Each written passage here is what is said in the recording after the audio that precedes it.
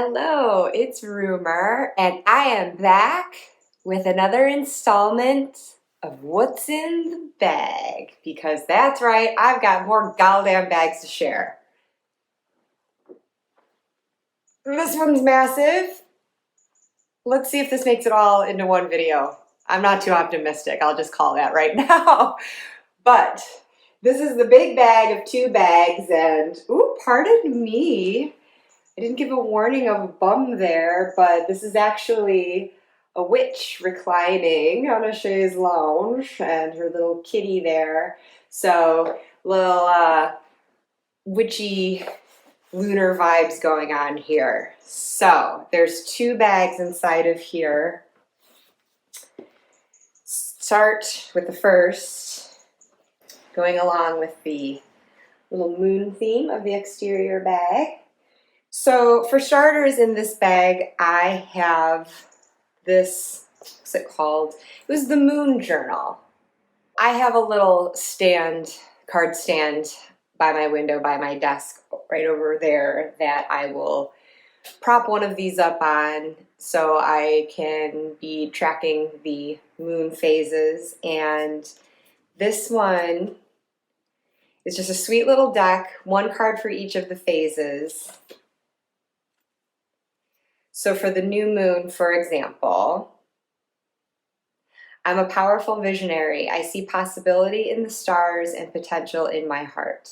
I'm ready to start fresh. So we see this swan just looking up at the night sky, absent of the moon, and setting the intention there. And then as we progress, we see the moon start to grow in its light, and the swan starts to take off with its intention, and now it's fully taking flight, soaring higher and higher as the moon gets fuller and fuller. And there we go, at the full moon, I'm charged with full luminous energy. I forgive and count my blessings.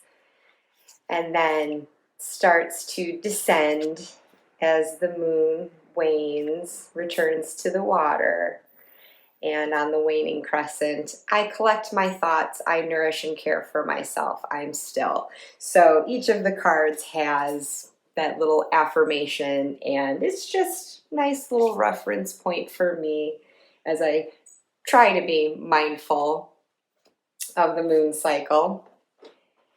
So corresponding with that, I've got this pouch with, it's actually the Wild Unknown reading cloth. I used to use it all the time for everything, but once I got my little tarot table set up, I ended up just keeping this with my moon stuff. So just lends itself well to that, and I have different spreads that I'll do at the different phases. At the very least, I'll do a new moon reading.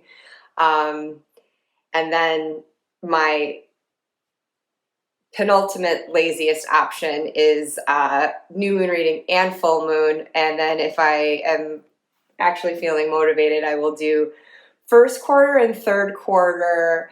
But then even within those, I have the full reading and I have the quickie reading. And I have definitely been defaulting to the quickie readings lately. But anyway, for the full readings where I kind of lay it out and try to like mimic the phase of the moon with the cards, it's helpful having that cloth to set that up. But anyway, at the new moon, I use my Wanderer's Tarot for the reading, but I always draw an oracle card for that intention, for that cycle. So in this little bag, which please, got my little Indigo Gabbro Mystic Merlinite crystal that lives with this deck. Flowers of the Night Oracle. So I strictly use this for these moon cycle readings. There's no other purpose I bring it out for. Not because it wouldn't be well suited to other purposes. I just you know, it's just sort of my way when I get deck overwhelm, feeling like my collection's a little large and decks getting neglected. It helps me to figure out specific roles. Not for all of them. I mean, the bulk of them are kind of sitting in the general population for me to pull out as I'm feeling it. But there are just certain ones I feel like, I don't know, it helps me de-stress on that if I just feel like it, I just pull it out at that time, and then I'm not feeling guilty when I'm not pulling it out at other times, as I'm sure a lot of you can relate to that. But these are lovely. There's a nice range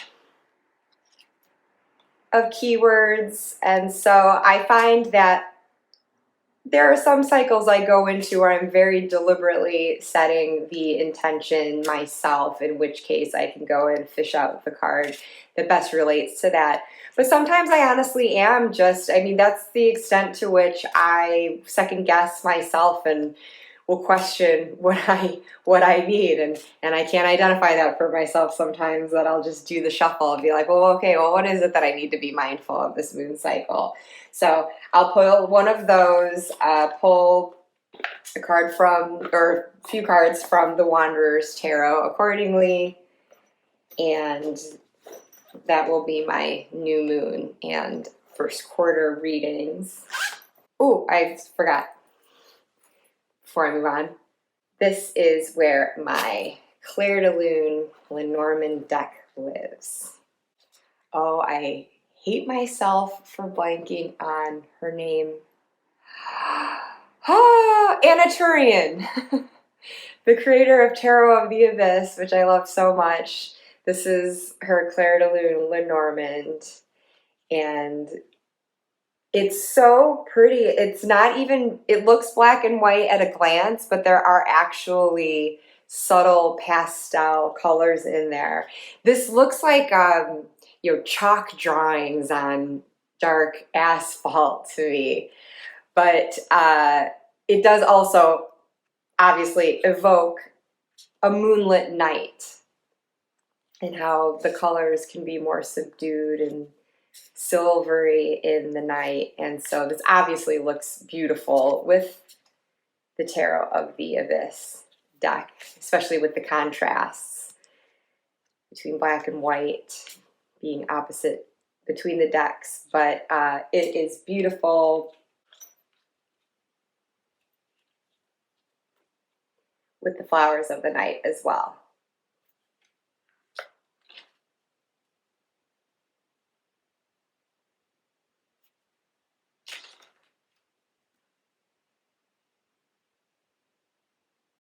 Because the flowers of the night also has this subtle incorporation of other colors. It's not strictly black and white. There is color in there, and so they complement each other really beautifully that way. So pull out the Lenormand cards just to get a little more clarity on my moon phase reading. So now, when I am doing the readings for the full moon and optionally third quarter, I will pull out the Moonchild Tarot for that, because it brings more light into the reading. There is more color. It feels like a more fully illuminated, fleshed out intention, whereas the Wanderer's Tarot, I mentioned in a previous video, with it just being that little sketchy kind of folk art, it to me kind of mirrors the haziness of that initial intention that's being set, just kind of getting the brush strokes down, but before it becomes a fully formed, realized thing. So seeing like the actual people, photographic images of people in the Moonchild, helps to show that like development from the intention setting to hopefully a realization of it, at least at some stage. I mean, that's what the reading is for, to just sort of evaluate how far I've come in cultivating that, and what work still needs to be done, and what needs to be released in the process by that point. But then the reason I don't have the tarot decks in this bag is because granted, for the last year probably at least, I have only been using those decks for these moon readings, but I have used them for other types of readings, and I intend to use them for other types of readings at other times too. Whereas, like I said, these oracle decks I try to keep just strictly for moon readings. So for the full moon with the moon child, I will pull a card from Queen of the Moon Oracle. It's part of my spot check where I'm at that time. Very glossy. But this is another deck that I really like a lot, and I would like to go further with how I use it. Beyond just these moon cycle readings, I would like to use it more deliberately with that, at least, where I'm actually going along with, they're labeled, for example, well, the beaver moon and the full moon, waning gibbous 2, and if there's a number, it means that there's more than one of the moon at that stage, and maybe just more intentionally like seeking out the cards, seeking out the stages, and working with those messages accordingly. I haven't really followed the suggestions that the deck creator has offered up on how this might be used. I pretty much just use it as I would any other oracle deck, where I just shuffle and I pull a card to help round out a tarot reading. So whatever card comes up, it's not necessarily going to coincide, with the actual moon phase. But it's pretty. It's different art from Moonchild, but it does also have these, photorealistic images, and the variety of colors. They seem to go well enough together. It's close enough of a match.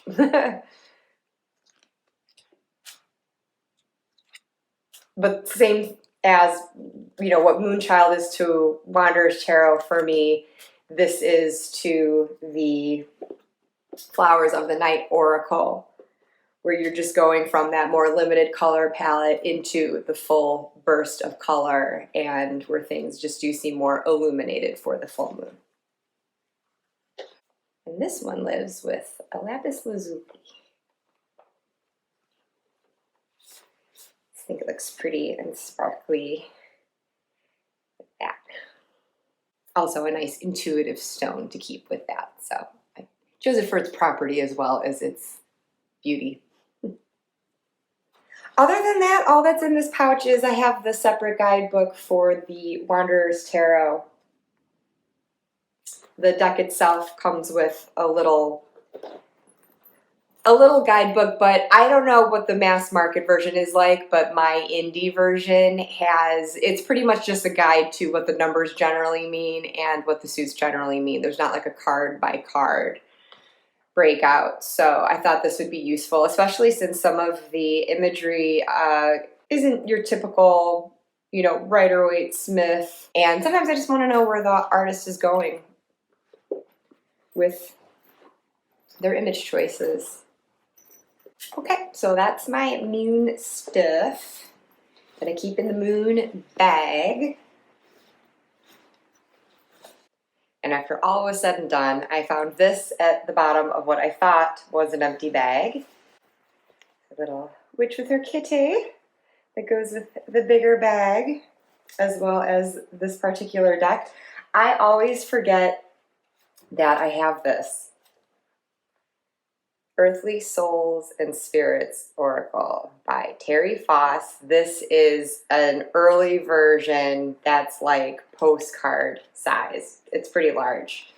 And it just feels like regular postcard paper almost. I actually don't typically use this as an oracle. I don't know. There's somewhat of a disconnect between the artwork and the keywords sometimes. I don't know that they're necessarily always the best intuitive fit for me.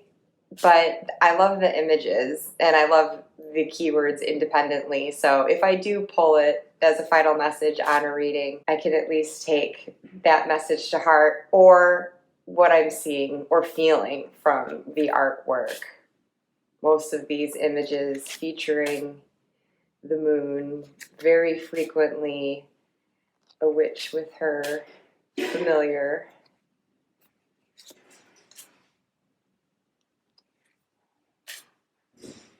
But yeah, this is one of those cases where I don't know necessarily that the art was created for the deck, or if it was just pre-existing and the keywords added after the fact. That's the sense that it gives me. And so I think that's the reason for my disconnect there. But it is just gorgeous. You know, the larger size can make it a little unwieldy for shuffling, but this is certainly one I love to bring out in October. Just so atmospheric. I might not be using it as my main oracle card for the reading, not a focal point of the reading, but just a little something to add to it, take away from it. A beautiful, beautiful image to contemplate.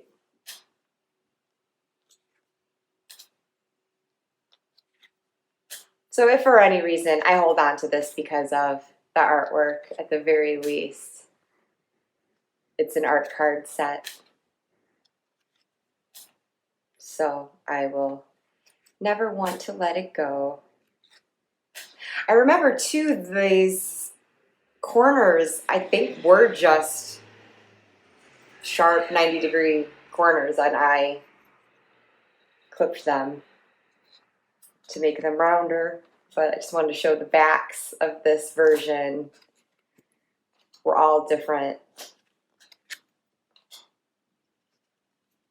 which is cool. I think what's out there now, I believe this is now available at Make Playing Cards, so it's probably on a much better card stock in a normal standard deck size. Well, I say standard, I'm assuming maybe it's a tarot size. I honestly could not tell you, but I think that the backings are all the same now too. So it seems like it went through a few iterations until she finally found the sweet spot for it, but I'm happy to have this version of it, and